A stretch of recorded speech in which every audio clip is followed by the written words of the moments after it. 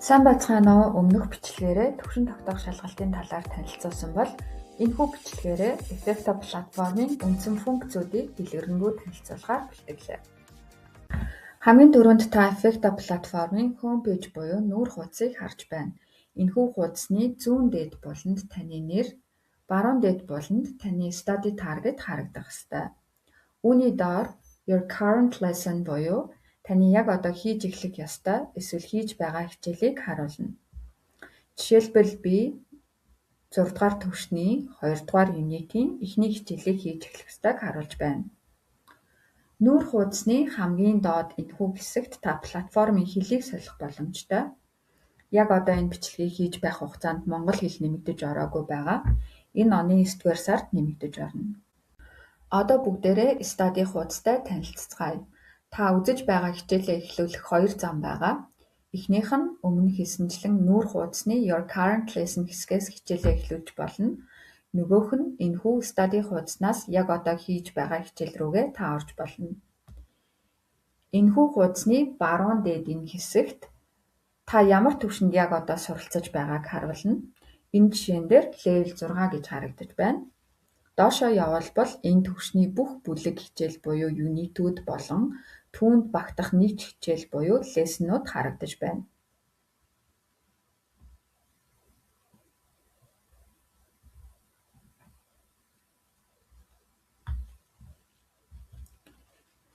Effecto-гийн түвшин бүр 6 юнит, нэг юнит нь 4 лессонаас бүрддэг.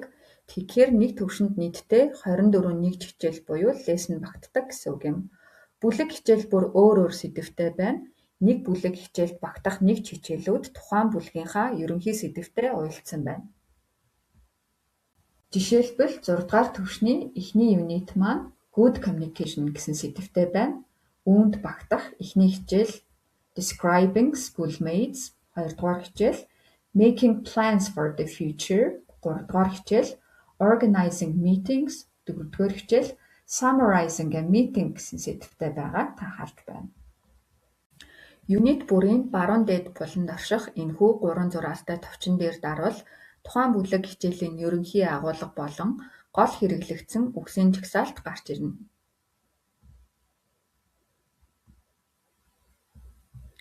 Эндээс та үг бүрийн дуудлага болон утга зэрэг тайлбарыг харах боломжтой. Та нэг лесснийг бүрэн хийж дуусаад энэхүү reset хийж тухайн хичээлээ дахин эхлүүлж болно. Хэрвээ та нэг хичээлийнхаа дасгалуудыг бүрэн дуусгалгүй ийм байдалтай орхивол таны явц хадгаглагдахгүй үлдэнэ гэдгийг анхаарна уу. Жишээлбэл энэхүү дасгал маань 6 степ буюу алхмаас бүрдсэн байна. Энэ алхам бүрийг заавал хийж дуусгаж ээж энэ дасгал маань бүрэн туснаа. Study хуудасны хамгийн доод хэсэгт тухайн түвшний шалгалтыг Take the test товчийг дарж өгөх боломжтой.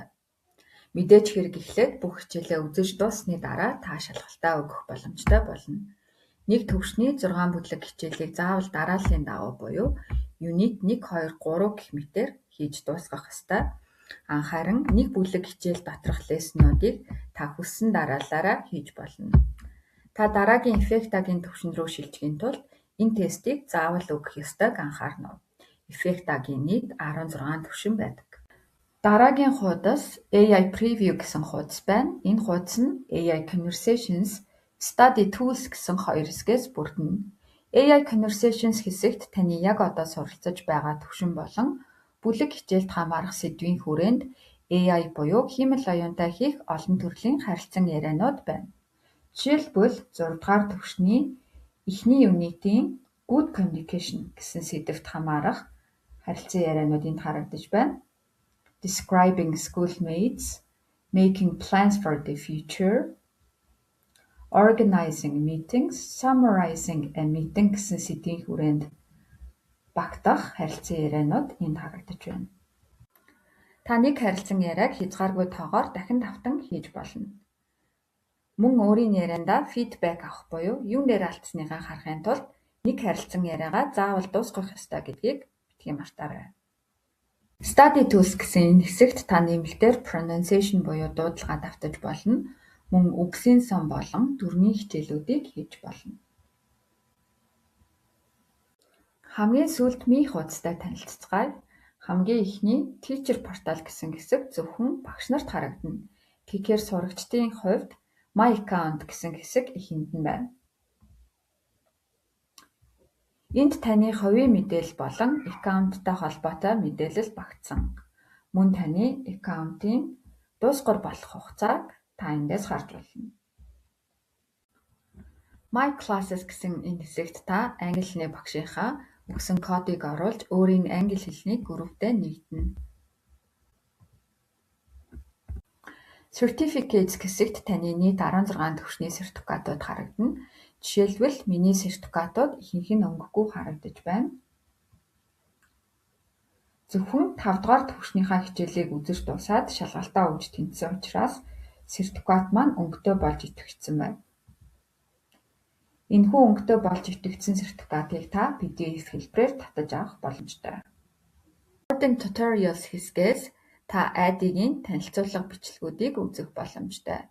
Хамгийн сүүлийн Support зэсэн дээр дарвал та Effecta-гийн Help Center руу очих болно.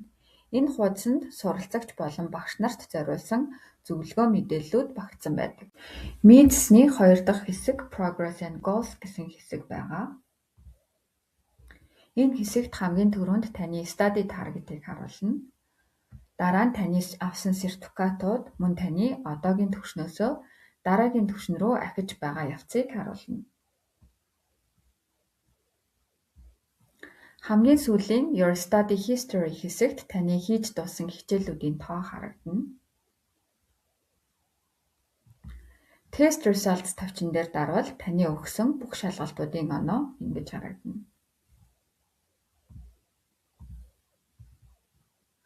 Placement Test тавчин дээр дарвал Retake Placement Test буюу та түвшин тогтоох шалгалтаа дахин өгөх боломжтой болно.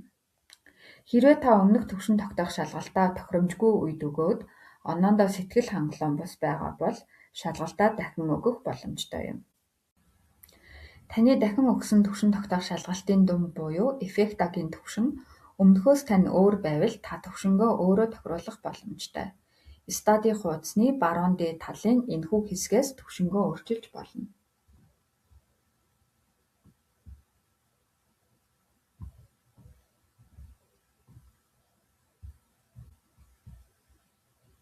Support хэсэг өмнө нь танилцуулсан Help Center руу таныг хөтлөнө.